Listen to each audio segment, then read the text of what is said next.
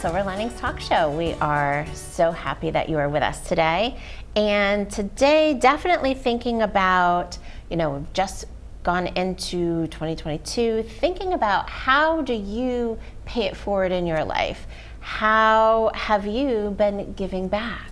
Oh, I think that's always important to weave into your life. I mean, I know a number of us are aware of giving to charities or putting cans into the bin, especially during the holidays. But yes. Diane, you mentioned something when, as we entered COVID, that you kind of had this epiphany, right? Yeah. Well, immediately when the pandemic hit, I saw people in cars lined up, getting food, and all that just kept coming out of my heart was, I've got to give back, and I've got to give back in a bigger way. And that's all I wanted to do, is give back and do something and pay it forward to, to help humanity in my way that I could do it.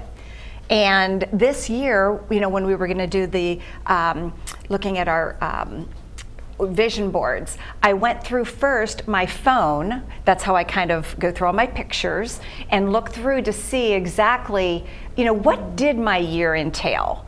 And to my surprise, I was so excited that I saw so many photos, and I brought some with me to show everybody of the events that I did all year long in my way of giving. So the Always Home, oh my goodness, like people that didn't have pillows to go into their new homes when they've been evicted, I was able to do that. And there's my car full of beautiful pillows that I was able to donate through my business, Blonde Hanger. And there I am driving them. I mean, it fills my heart, and this is the month of love and the month of heart too. So I can imagine how they felt to get not just any pillow, just like a really special pillow. Look at the presentation of that. It's just so sweet too, because it makes them feel special, right? Yeah. I know, and there were a lot of tears, they told me, when they presented the pillow to the families, and it just was so special. It's nice when you get that good feeling back. Yes. Oh, yes, definitely. Oh, look at that fun group. Yes, that's a great group. We went out to dinner afterwards. It was really nice. That's the cancer group, Prevent, Heal, Thrive. And oh yeah, I think I was with you on one of those organizations. Yes. I helped you with one of their fundraisers. Yes, you did. And I really so uplifting to be able to participate with an organization that gives back so 100% to cancer. Yeah. Exactly. Yes. Yeah, and there were some more photos here. So I also do work with some other groups too. There it is, Prevent, Heal, Thrive. We did a fashion show. Lynn was in the fashion show a little bit. Yes, that was really fun. Yeah, that was really enjoyable to be able to. And I love that it's in your boutique. Right. And then Sales Up for Cancer, of course, near and dear to my heart. I always donate and do events for them.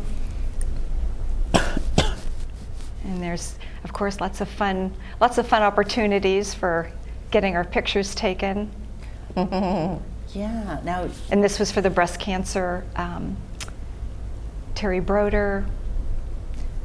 Oh yeah, wonderful. I've heard a lot about that, and I remember going to this one. This one, that we did it at Spicer Mansion, and Frida Rothman came up from Frida Rothman Designs Jewelry Designs came up from New York City, and you can see me there. I'm showing off the jewelry because I know it so well. Yep, there's Lynn, and that was a fabulous event. And I think that was so great of her to come up and yeah, she loves to give from her heart also. Yes. So that's why I love working for companies that also give and love to give. The Sambi company gives the pillows for me to be able to donate. So I love that I'm connected. I had that on my vision board. We just talked about that last episode, that I wanted to be connected with companies that really match where I come from. Awesome. Well, thank you for sharing all the many ways, because I think that gives people inspiration to think beyond, just simply writing a check. Right. Participating. Right. And I think it just keeps us really in touch with our humanity and connection with so many people. And look at how you brought fun into it, and it was just awesome. Thank you for sharing. Thank you. Thank you for being there, and thanks for supporting me. Thank you very much. Thank you, everybody. Awesome.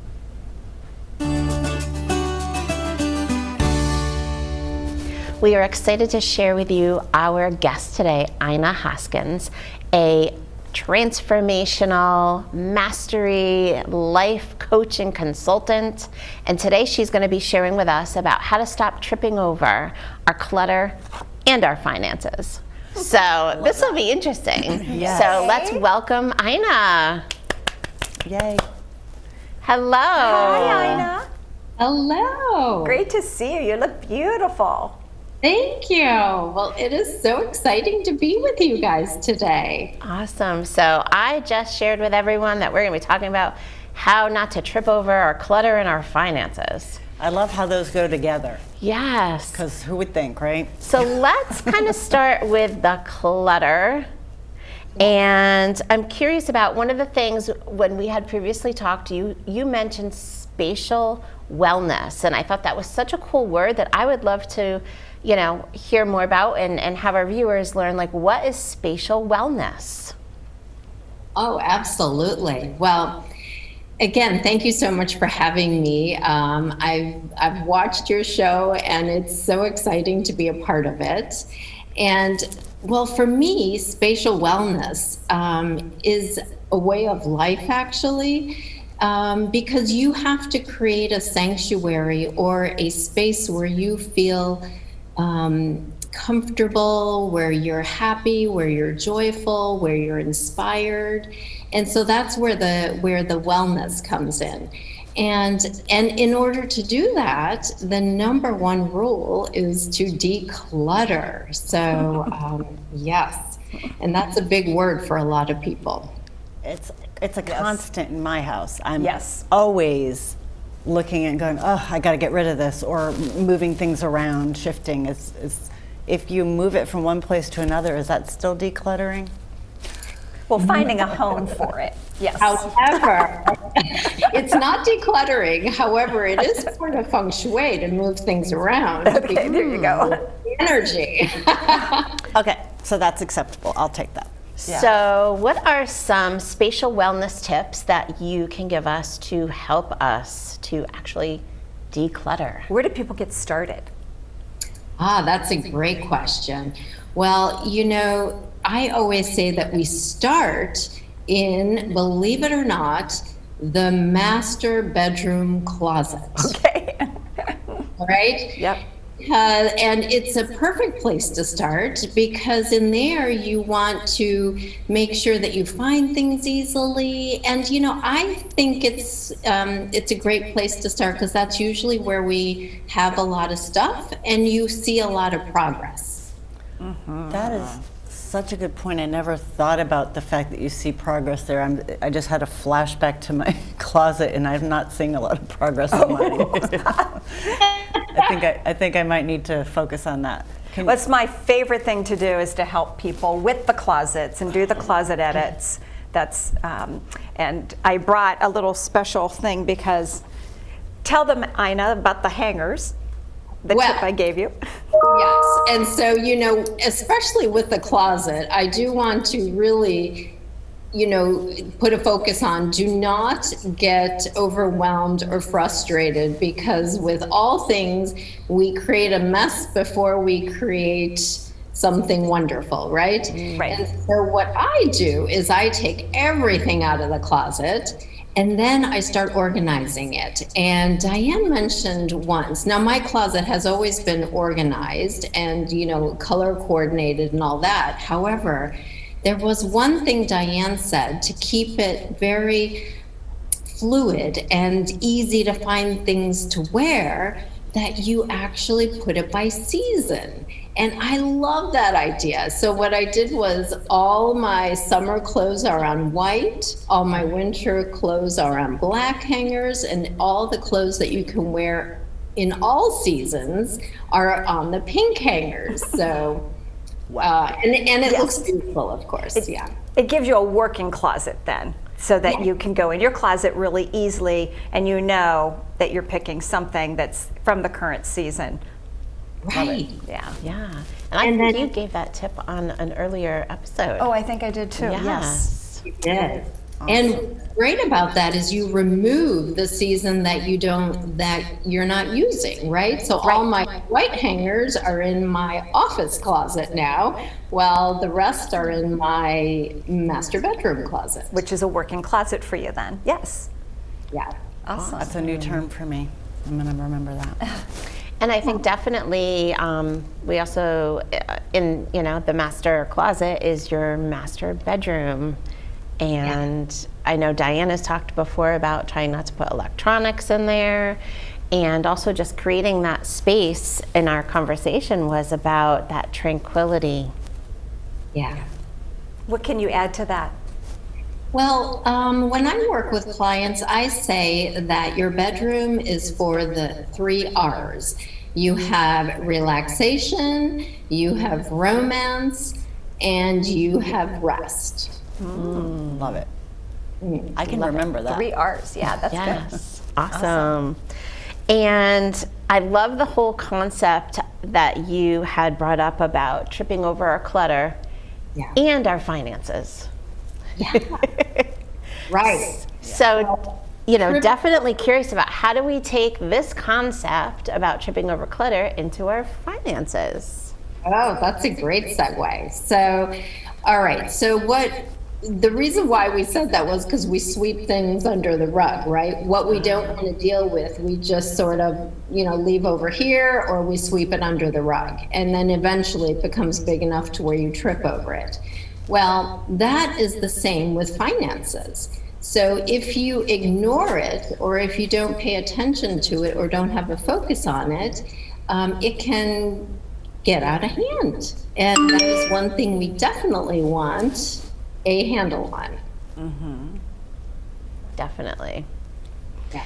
And do you have some financial tips for us and viewers and how to stop tripping over our finances?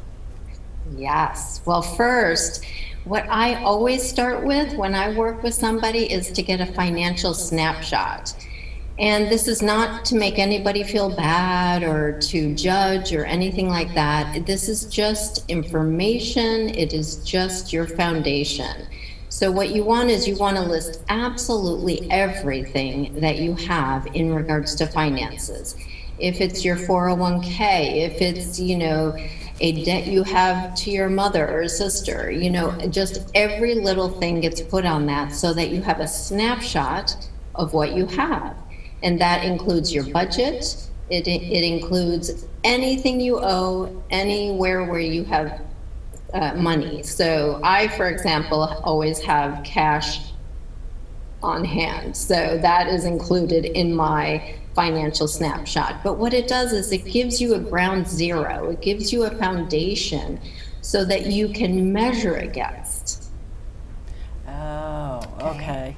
I get it. So it's really got to be really black and white first before you can start deciding what you can take away. Yes. Or add to it, I guess. Yeah, or right? how to create your budget. Yeah. Some of us don't even have a budget. And probably should.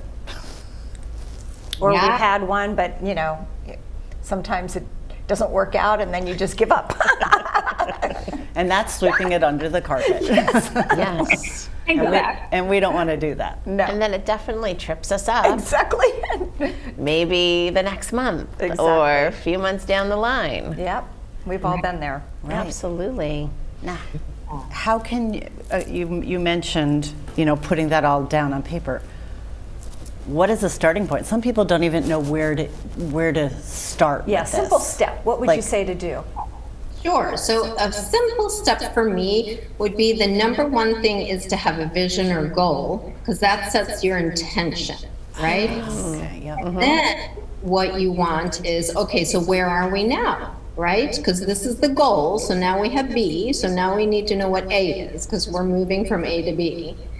And so A would be your snapshot. And so what you do is you write down all of your expenses. You then fill in with all your income. And then we start with the like, well, what do we have? Okay, so cash on hand, in your 401k or Roth, if you have any loans, any, all that. And so you just organize it into 4 quadrants is what I like to see. So first you have all your expenses, then you have all your income, then you have all of your bank accounts and balances. They have to be current balances. And then you have debt. And that gives you a really good financial snapshot and the foundation. So now you have A, and you have your goal, your intention to work towards. And So then, and then that intention that you have is what's the bridge between A and B, I would imagine, right? Yes. It's how you're going to get there. It's your drive, your Right. whatever steps you're going to take, because you're going to have some action steps in there somewhere, right? Because I can't imagine many people put their quadrants out there and are, this close to being at their B, right? We most of us have dreams and goals that are going to take some time to get to, right? Exactly. Right. Yeah. And I think that this is great too, even when families are thinking about a vacation or planning a vacation and not knowing exactly how to make the funds happen or where they can pull from one thing to build, extra monies over time. It's great because everyone's intention is going to be different. Maybe for one person it's a family vacation. Right. Maybe another one it's to pay off a certain debt. Or buy a house, like Or add a that's swimming pool to their backyard or whatever. I love Yeah. that. But Yeah. okay, so I want to kind of bring these thoughts together. What does decluttering have to do with, wealth and flow? Aha, very good question, Lynn. Well, clutter is a blockage. It stops you. It stops the energy. It stops the flow. And also it stops the ideas. Because if you don't have any space for new ideas, then you don't have that collaboration with the universe or your space, or if you're talking about feng shui, you're wanting everything to flow. And so clutter is what will trip you up. It is what will create blockages. So the more we move things out of the way, the more we create space for new, the more success you will have in reaching those goals or your intentions. Excellent. Awesome. I think you just motivated people to get into their master bedroom closets and start doing some decluttering. Because that and makes don't be so much afraid sense. too. It's a big job, so you could do it, step by step, or hire a professional to get in there with you, and you'll get it done a lot faster. And you'll feel good about it. And there was something that you said in our conversation that I absolutely loved, Ina, and that was to be invested in this action is not just have someone come in and just do it for you, but also be invested in the process. And I loved that. Can you kind of wrap us up today with that thought? Oh, yes. Well, I am a firm believer in that you need to be involved somehow. It needs to be relatable. It needs to affect you somehow. So that's what I mean when I say you have to be invested in it. It's great to have a financial planner. It's great to have Diane come work with your closet, or a therapist or somebody, but they need to be hand in hand with you. Yes. They can't do it for you, because then whatever emotions, whatever blockages we may have inside of us aren't going to get resolved. And then the blockage will come back again. Love that. I love That's that. beautiful. Yeah. Thank you Yeah. so much for That was advice. Yeah. Aina, thank you so much for being a part of our show today and sharing such great tips about spatial wellness and finances and really getting rid of those blockages that keep us stuck and tripping over everything. Investment and intention will get us there. Yeah. Love it. Thank you so much. Thank you, and it was such a pleasure to be with you all. Awesome. You too. Same Thanks, to Aina. you. That was fabulous. I love the idea of setting intention and being involved personally, right? Invested. So, do you believe it's possible? How is it possible? I guess you have to have the right mindset, right? That's not always easy, is it? No, but I wanted to share with you guys a quick video that I did about how can we cultivate that positive mindset. Let's watch. I love that. Yeah. Hi, and welcome to my office. So today I wanted to share a few tips with you about how to tap into a positive mindset, because anything is possible if we truly believe and if we can tap into that positive mindset. So my first tip that I share with all of my clients that I wanted to share with you today is the I am mantras, or the I am statements. And here I have a picture with the I am is in the middle, and then it's surrounded by all these amazing, positive, empowering words. And I encourage you to create your I am statements, whether you choose to do it in a circle that you can frame, whether you put it in a list. And just to highlight a few, I am enough. That's a huge one for people, is to believe that I am enough. I am powerful. I am happy. I am present. Anything that is important and resonates for you about what you would need to help you with an intention of being in a positive mindset each day. The I am statements, or the I am mantras. Write them, say them, carry them with you, have them posted on a mirror, have them be a focus of your intentions every day. The next thing that I wanted to share with you is a motivational board. We've all heard of vision boards. This is a motivational board that was literally started and created by clients that I have seen through the years.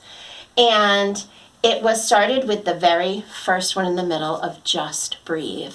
A motivational board is created of words and statements that are powerful, again, empowering, impactful, that keep you focused on what you need to help with your daily intentions and to stay positive. So some clients, I will share with you things that they wrote for themselves and to leave here in my office to impact others.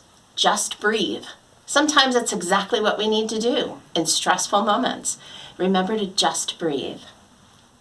I can do this. Sometimes we just need to remind ourselves, I can do this. I create who I am, because we all have the ability, again, in the positive mindset, to create who we are. And someone wrote, be honest with yourself. And that is being honest with who you are, where you want to be. Identify your strengths, because we all have them. The things that we need to remind ourselves in those stressful moments and to remind ourselves of our daily intentions are super important. And you could have this on a wall. My first client who started this was going to create this in her dorm room at college. She said, I'm creating a motivational board in my college dorm room. So you can do this anywhere. Super awesome. And then the third thing that is important is journaling. And some people don't really enjoy journaling, so it is journal however you want to, but what about the gratitude journal? What about identifying each day things that you are grateful for? Maybe your accomplishments of the day, and they could be anything that you can identify. Maybe identify each day an I am statement. some positive word or motivational word that is your daily intention. And I literally got each of these, I think, at the dollar store. I give these out to clients. They're handy. You can put them in your purse, carry them with you, throw them in a bag, have them on your bedside table. They're awesome because it's about putting your thoughts down on paper, being able to be focused and think again about the things that you're grateful for in your life, because in gratitude comes positivity.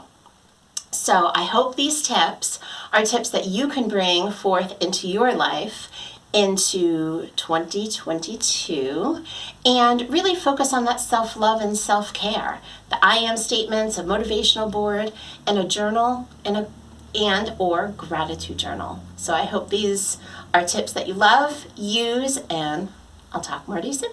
Bye. Oh, I love that. That Thank was you. Fabulous. Those are Yes. great tips. Great I think tips. I'm definitely going to institute the I ams. Yeah, Yes. I have love it the I am. Yeah. printed out at home, so I'm going to do that. Awesome. So since we've been away, Oh, we have a little bubbly. It's the Silver Linings anniversary. We're so excited that we've been here for one whole year, and Yes. we have a little thing to show you on our guests for the year. Just a little recap of year in review. Yes. So we'd love to show it to them. Yeah, enjoy.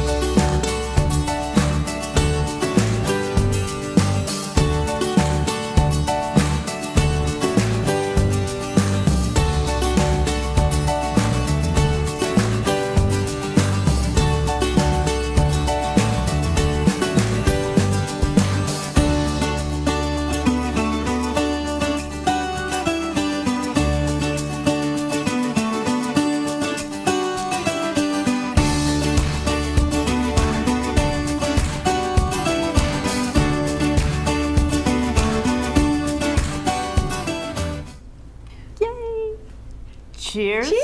to one year. 1 year. Yay!